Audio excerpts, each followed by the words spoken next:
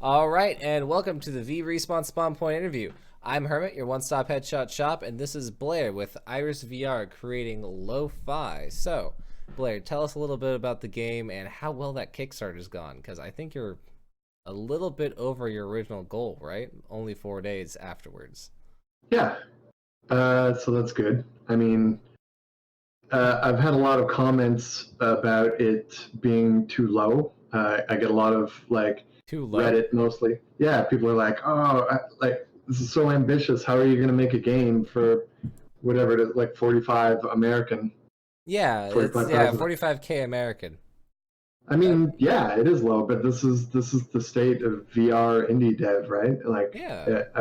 I think if I set it higher than that, I might not achieve it, and then what? At least at least with that amount of money, I can stay fed and work on it for the next year or so. Well, I mean, certainly I think it's best not to over ask. You see a lot of Kickstarters in which people they say some ridiculous number and they're like, "Oh, I'm going to ship the greatest MMO that VR's ever seen. This is going to be the next SAO."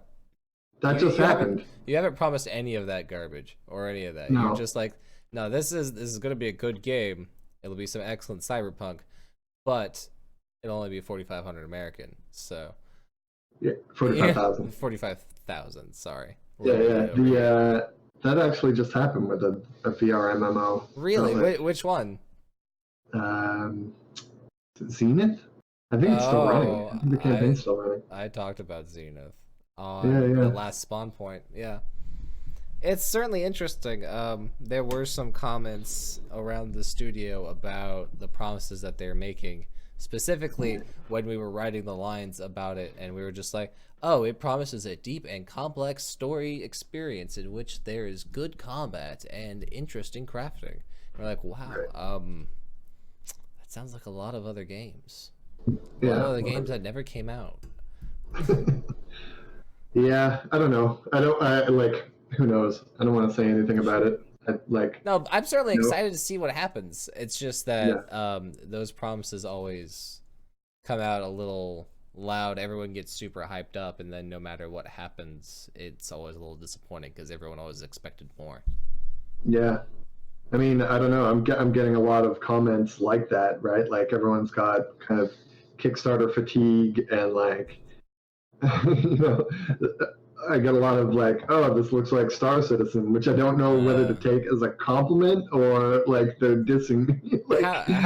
how do they mean it looks like Star Citizen? Yeah, that's what I mean. I don't know. That's literally all they say. They're like, "Looks like Star Citizen." I'm like, okay, do you mean like because it's a Kickstarter or like, because it looks really good? Like, what? I don't know. I don't know That's how to that's take an that. interesting question. It's an interesting thing to say. It just looks like Star Citizen. Like, oh yeah, that looks like a like Monet. Fuck Yeah, it. It looks like this random thing. yeah. Well, Reddit's a weird place. You get a lot. You get all types. I got this like stalker on Reddit that's really mad about Technolust didn't come out for Vive like Yeah. natively with Vive support, Yeah, but and you can he's run it for got Revive, right? yeah, no, yeah, for sure. But he's got like a dossier on me, like everything I've ever said, like related to Vive, and he tries to color every comment with like he'll just post a link and be like, "This time when he was really nasty to Vive users or whatever," but then you click the link and I'm just like, "We're trying. I'm one guy. I don't know if I'll be able to port it or whatever," and it's like, but he's writing these I rants mean, like like he's got a file on me. I guess I was a radical Vive user as well, and that's just ridiculous. Like I there's a mean, lot of great Oculus games that weren't natively supported on the Vive, but Revive works just fine. yeah, well, the issue was that I made the game it's so early, right? When I started the Yeah. game, I was working on it for like 2 years before Vive even came out. So what It am I just supposed to makes no sense to do? develop for it at that point. I No, remember I saw it another makes no interview sense with to go you. back and port it now either. I saw another interview with you where you said you develop on an old Oculus, like a classic development CV1. Yeah, like a prototype CV1. Yeah, Jesus it, Christ, it looks exactly the same. Even here, it just looks exactly. man. Yeah, no, just classic Oculus.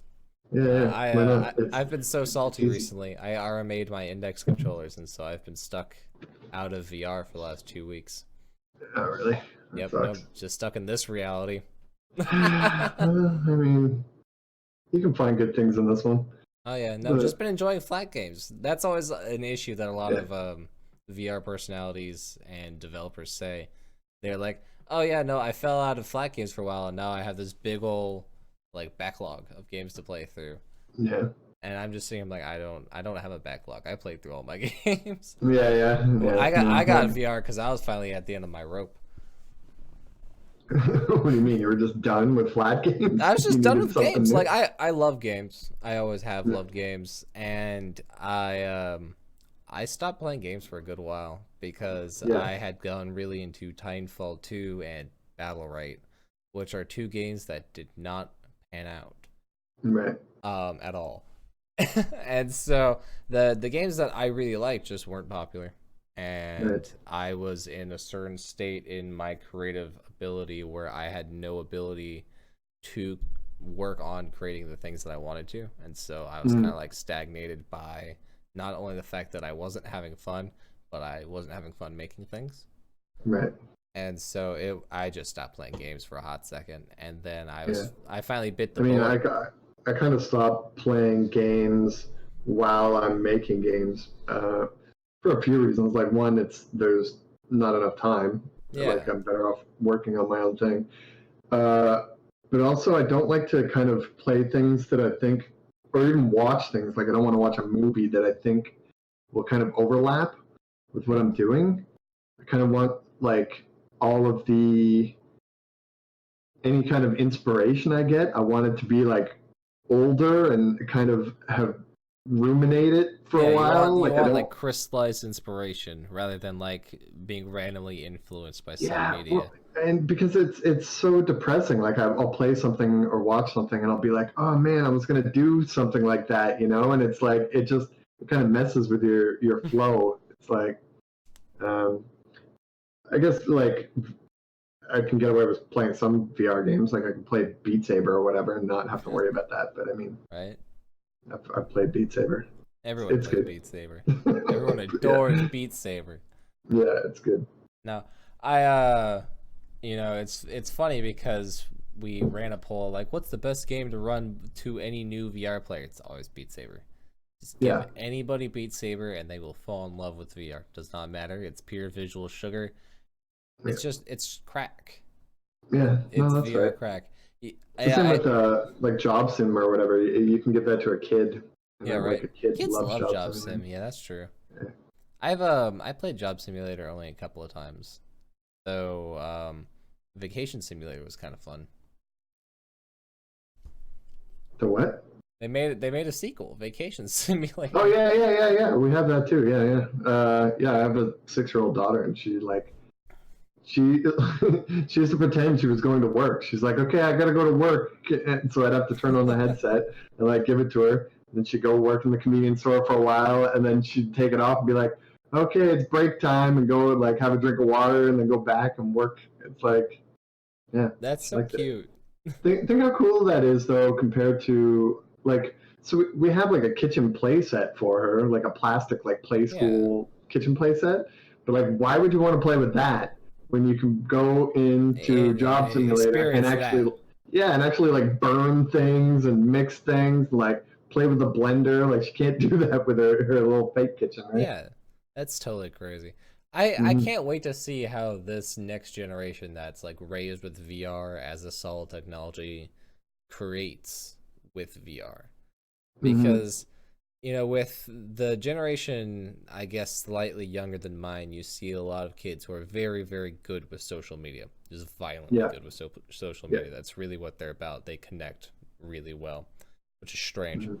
um but these kids that are raised with like spatial technologies will have just the most interesting thought patterns, I Yeah. think. I don't know like how much you think how much like the technology that we got that our parents didn't get, how much that changed us. Like uh, I don't know. I think like the access to information is a really cool thing. Like she can just ask me any question, and if I don't know the answer, I can look it up. And Yeah, we I didn't can have just that. literally ask my phone, you Yeah. know? Yeah, exactly. I can just say it with my voice, like, Just, like, hey hey Google, Google, what's what up? time is it? Do what's oh, see, there's my phone going off. But Oh, sorry. no, it's all good. It's actually, have you ever done that to people in VR? Because if they're a Vive user, then you know standardly they use Windows. And what's funny is that because the Vive standard headphones are they're not that good. And they leak a lot of sound, you can yell really loud at Vive users, hey Cortana, and things like that.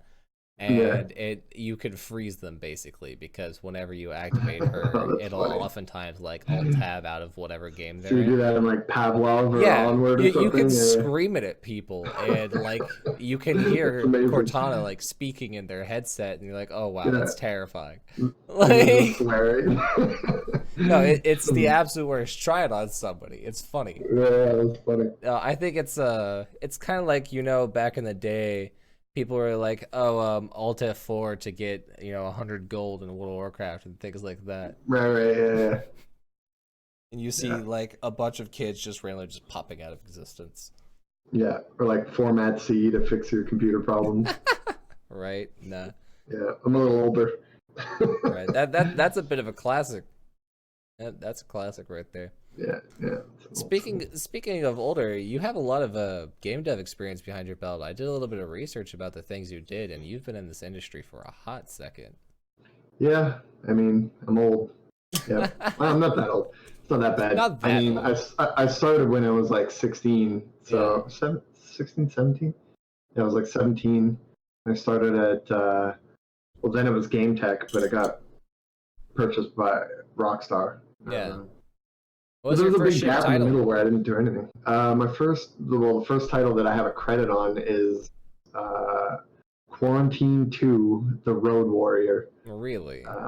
You're like, you drive a post-apocalyptic cab in like a cyberpunk city. I'm It's down. like it's very much like in line with what I'm doing It now. sounds still. like it really affected you, honestly. Yeah, maybe. I mean, like, I think a lot of the games I've worked on were kind of in the same vein. So like, and then I worked on the Grand Theft Auto series, like the first game, did the expansion pack, London 1969. So that's Yeah, I another heard you like. talking about that on that other interview. So that's kind of like a cyberpunk thing too. Yeah. No, I guess not really, but it's like It's the same sort of feeling, you know? Yeah. Now, the cyberpunk aesthetic seems to be a lot of your creative influence. Yeah, for sure. Absolutely adore cyberpunk. I've actually been working my way through Neuromancer by William Gibson, like the original work, and I still haven't finished it. it's good. It's worth it. I found a free PDF of it on the internet, which is, I think, objectively the most cyberpunk way to experience that. Yeah, it is. 'Cause I keep trying to do audiobook and it's just not happening. I heard that all the audiobook Tried, recordings are kind of trash. Like, a lot of the narrators just don't get it, don't get the intonation. And it's because William Gibson was a fucking madman. Literally one of the craziest nutbags to ever put pen to paper. Yeah. Like, God, I forget what the exact word. Have you heard of the X-Genesis of William Gibson? Completely unrelated to VR, but very related to cyberpunk.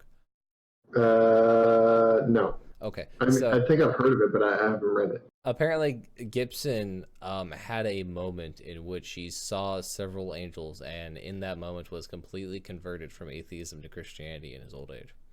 Oh, great. Yeah, it like he went from like literally the father of cyberpunk to very Christian very quickly. Right. And it's like he wrote about it, of course. Take it from hot. And, you know, where are you located? Toronto. Toronto. Canada. It's hot up in Toronto? Jesus. Well, it's not hot here. but I'm getting hot. I got too much clothes on. God, Jesus. It's I live in Dallas, down here in Texas. Yeah. It's been 99 to 103 Fahrenheit for the last 3-4 days. Not sure. No idea what that means. Not sure what that is in Celsius, but goddamn, it's hot. No, I think it's like 29, 30 probably. Yeah, right? It's hot. Nah, here in freedom units, it's hot. It's hot all over Freedom the units. place. That's what the F stands for. Yeah, right. It's freedom. 100 freedom. The freedom is at maximum. No, that's hilarious. It gets really hot here though in the summer. Now I've heard that there's quite cold. everyone, of course, since I live down in Texas, you know, I assume y'all are like, you know, they ride horses. It's hot as hell and it's a desert everywhere, and we are like, oh, it's snowy, and they say a boot. Yeah, right. And so if I say that, call me on it. I'd like to know. yeah, well, I mean, I feel like I have a hard stereotype sometimes because whenever I get a little tired, I always start saying y'all and shit like that. Yeah, you said y'all. The accent starts, yeah, the accent starts Yeah. shining through a little bit, and I can't resist saying y'all because it's part of my language at this point. It just never leaves you. It really sucks. That's funny. I was in theater for years, and I spent a lot of time like cleaning out my accent because you can't just like step on stage and be like, yeah, I'm from Texas, y'all. And so, but it just can't clear out the y'all. They actually teach when they there's like broadcast schools Yeah. for like newscasters or whatever, and they actually teach them like a Toronto accent, like it's like no accent. It's like, yeah, that's what they're trying to do is sound Just Canadian. the violent clean. Sorry? Just a violently clean accent, you know. Yeah, it's just nothing. No It's inflection.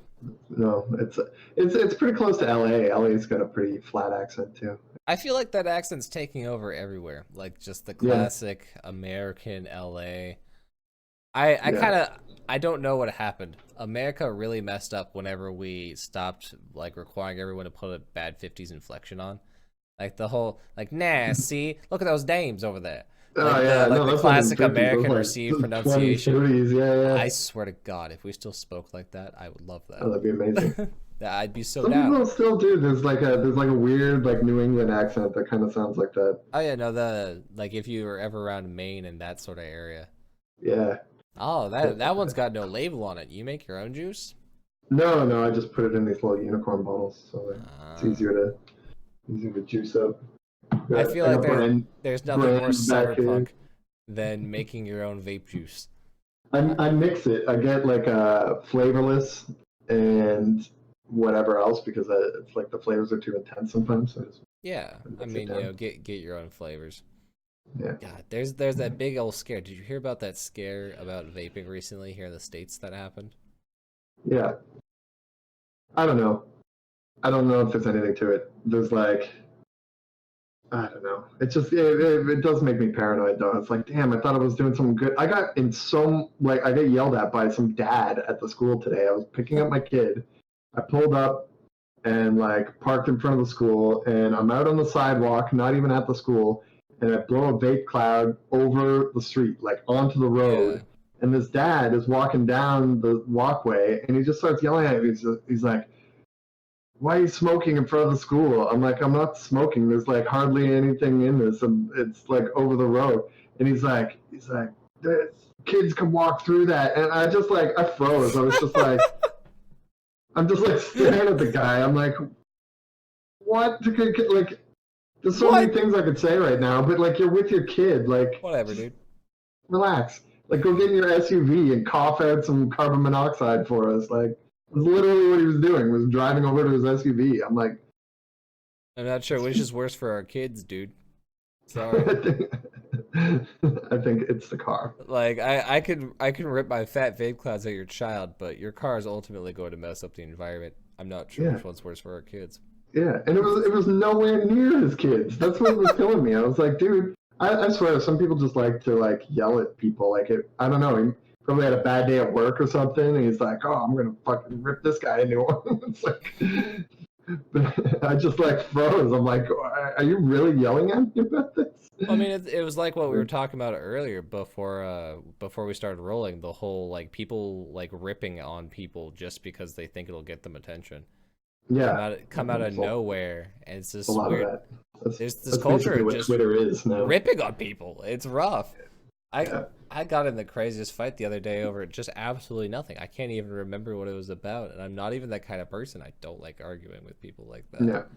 and I was at my day job, and I got so distracted that I forgot to mop the floor before close.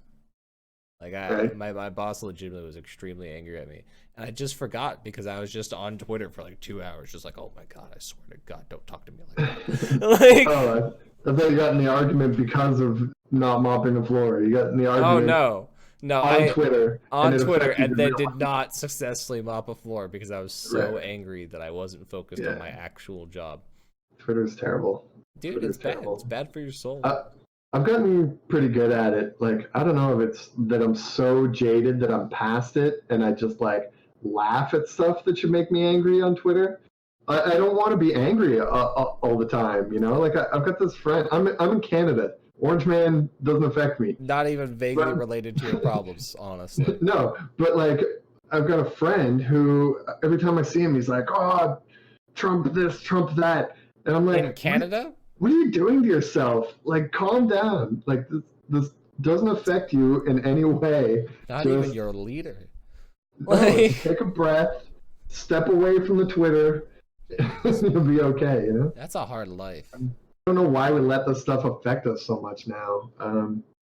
Yeah, Well, it used to be especially, I impolite. think the worst is whenever it comes to art, because a lot of people get angry, really, really angry over art. And I think Mm. that there's a certain amount of leeway that we must give to artists and give to creators to let them create. Yeah, no, definitely, Because people will 100%. just people will eat creatives for saying the wrong thing, and Hmm. it's absolutely maddening. Yeah, yeah, comedians should be allowed to do whatever they want. Artists should be allowed to do whatever they want. As long as they're not hurting anybody, right? Like physically or whatever. It's crazy. It's crazy out there. I know. It's a crazy world out there. But It is. back to the topic of VR. Oh yeah. Yeah, right. Politics in VR, right? No, so you created Technolust, and that was more of like a visual novel adventure game kind of experience. But Mhm, from a lot of what I've seen about lo-fi, there's that augmented reality gunplay and targeting mhm. that I've seen, and also the car piloting. But there's not been a lot of like direct gameplay that we've seen in the videos. What's the gameplay loop of lo-fi look like? Yeah, so here's the thing. I get this conversation all the time too since I started it is like there's not really a gameplay loop.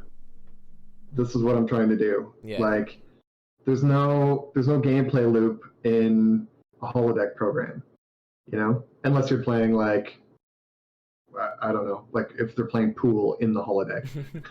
Sure, there's a gameplay loop there. Yeah. But I want that same kind of vibe. You know, it's like pretend there's no main story quest to uh, Skyrim, I love doing or that.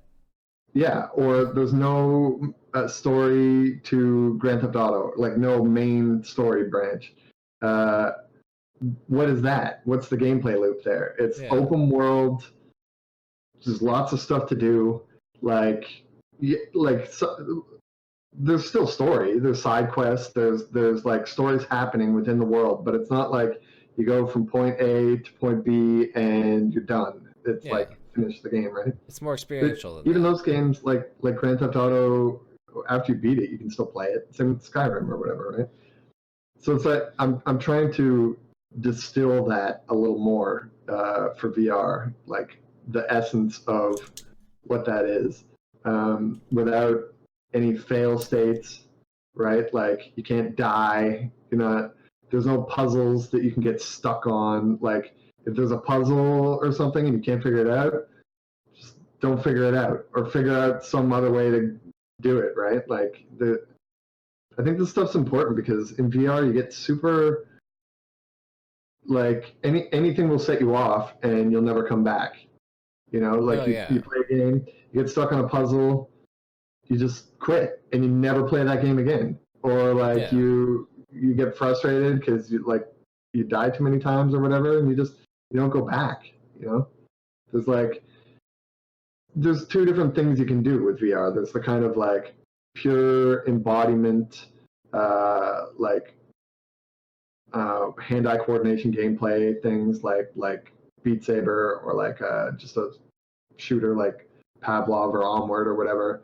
And like, fine, that's awesome also.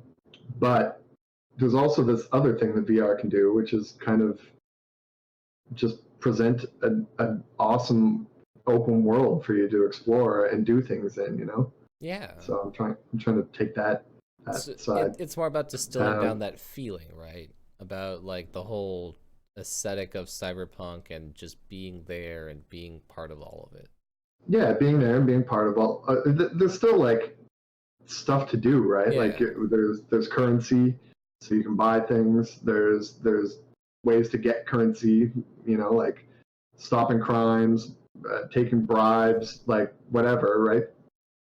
Shooting robots and like, you know, doing kind of vigilante mercenary work or whatever. Like there's things that you do in video games in it, but I wouldn't call it like a video game. Yeah. It's hard to describe what the loop is for that, you know? It's not like... No, I totally feel you. It's you know, you're not just earning points, you're not running over people just for like the gameplay loop. There you know, there'd be a reason. It's more about the experience, it's more about the feeling. Yeah. It's more about just being there. That's what I like about VR and a lot of those kinds of things. Like God, I suddenly forget what it's called. It's kind of like accounting, but it's virtual reality. There we are. Oh yeah, I still haven't tried that. Everyone I talk to, game is so like, dude, freaking intense. Yeah, that's cool. I'm gonna try it. It's a really good embodiment experience, and it's really good at telling the story and giving the feeling that it intended to give. And honestly, what I think is most intense about it, I actually wrote a paper about this last year, but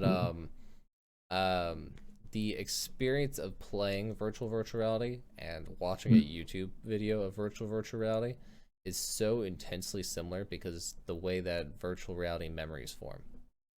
Right. Like remembering an experience that you had in virtual reality is sort of like watching a YouTube video about it because you remember it sort of like that. It's hard to explain, but basically the way that virtual reality memory form like I was there, but whenever you look at recorded content of that, you would also feel like a similar empathetic state of embodiment. Right. Yeah. It was a very long paper. Yeah, well, they say like that you do form better or like clearer memories in VR because it's basically the same as reality, right? Like you've got your two main sensory organs are being fed directly as opposed to watching it off a screen or whatever. It's a little more intense. I remember it that way. No, I always I remember the first times I was in VR. It's very dreamlike. I don't know. I feel like it's almost over romantic talking about it like that, but it's like when I first got my VR set, it was like late winter break in Christmas, and I spent like a week just like going in and out of VR chat and other random things and just sort of experiencing all of it. It was nutty. Yeah, well, there's all these weird things that go along with it that people don't really discuss, right? Like the narrowed field of view, the fact that there's a mismatch with your vestibular system, so you like get nauseous if you like. It's like a drug. It's like you're drugged and you're in this like weird dream state, right? It's like if you take certain drugs, you get that. You get tunnel vision. You get like weird. It's like getting disassociated. Body nausea. Honestly, yeah. Like it's a very disassociative experience. It's funny because I always suggest to people, like with the whole simulator sickness, if you chew mint gum, it helps solve simulator sickness. At least it helps a lot for me and for many others. But now I have the issue that whenever I chew mint gum, I tend to like have this weird sense of unreality because I always chew. You get like a flashback. I'm just like, I feel like I'm not here anymore. What's going on? Right. That's weird. Yeah. So that's like that same thing about the like forming memories, right? Like your sense of smell and taste are really strongly linked to memory creation as well. So you're like, your brain is associated. I feel like it's almost better for my immersion too, because now I just associate with being in VR, and rather than like tasting whatever was already in my mouth, smelling whatever, it's just mint. The virtual world smells like mint, everyone. Just putting it out there. Mine Yeah. smells like ginger tea, Ah, actually, I can like accept that. instant ginger tea. Yeah. I always joked about that in my old writing class because we had like an exercise in which we had to write cyberpunk, and the teacher had this thing about senses, and he would always ask a sense, and so he's just like, "What does cyberpunk smell like?" I'm like, "Cyberpunk smells like cigarettes and fear."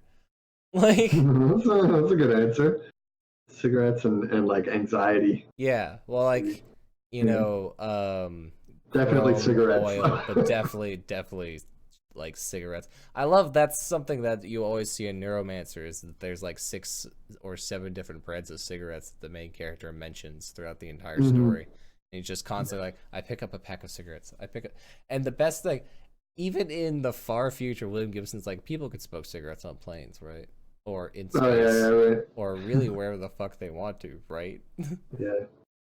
I mean, I want to. I was thinking of having people vape in lo-fi, but then I don't know how I long think that's gonna last either. I think that'd be an interesting product of the times because I've seen a lot of media in which people in the future vape or like characters vape, and Really? it's Like yeah. what? God, I forget the name of the show, but it was a Netflix show or something that I watched with my ex, and one of the characters, it was a Brazilian show, and it was sort of like the Hunger Games. The whole thing was they had to run through a series of tests to see whether or not they were like superior humans or whatever. We watched only like Mhm. 4 episodes. It wasn't particularly good. But the main Was that villain, with Zach Galifianakis? no, but that Oh, would have okay. been hilarious. Um, I think he's in some weird show like that. but Yeah. the main villainess vaped like as like a stress trigger. Like it was part of her character where she was like super ashamed of her addiction Oh, and really? would Yeah, like yeah. vape behind walls and shit and then go out and do things. And it was weird because like, I vaped for quite a while. People vape. How do you hide vaping? That's the biggest problem with vaping is you can't hide it. It's funny because you'd be shocked. I was in high school when vaping started becoming popular and kids would just vape in the bathrooms or even in class. It was astounding. Yeah. Yeah, if you like blow it through your clothes, Yeah, it'll no, just make a wet kids, spot, right? kids would like put it up through their shirt and like. Yeah. I mean, teachers aren't paid enough to give a fuck. No, Everybody no, knows that. that's not their job. All right. Well, I think we're gonna wrap it up. All So right. Did we talk about VR? Yeah, a little we bit. talked about VR a little bit, but I always have to wrap it up with the final question. It's always the same Mm, question every single time. yeah. For all young developers, game developers, or content creators trying to get into virtual reality, what is Mm. your tip for people who want to create in this sphere? I would say make sure that that's actually what you want to do. If you think you want to do it because you're going to make a bunch of money or something, or like that's not what it's about, right? You have Yeah. to be really kind of passionate about making something. It's hard to describe, like building a world, making a holodeck program. If you want to get into making video games, just make a video game. If you like, okay, philosophy aside, like if you actually want to get into it, just download a game engine like Unity or Unreal Just and do just it. go. It's like everything else. It's like web design. Grab other projects, free projects off the internet, tear them apart from top to bottom, figure it out. Like you actually have to be in it and like teach yourself because no matter how much schooling you get, it's not really. Nobody else will be able to teach you, Well, ultimately. if you don't have the passion to teach yourself and like figure it all out, then you're probably not in it. Like to do something else. That's valid. Yeah. Well, that's really good advice. Yeah. Awesome interview. Another great one for the books. That was Cool. Blair with Lo-Fi. We hope to see your game coming out soon. Another Oh yeah, successful back my Kickstarter. Yeah, back Come on, the let me plug some Kickstarter. stuff. Everyone, give him some more money. It'll be So worth it. Kickstarter. Yeah, All we get right. money. Signing off on another virtually perfect day. Have a great one, everybody. Take it easy.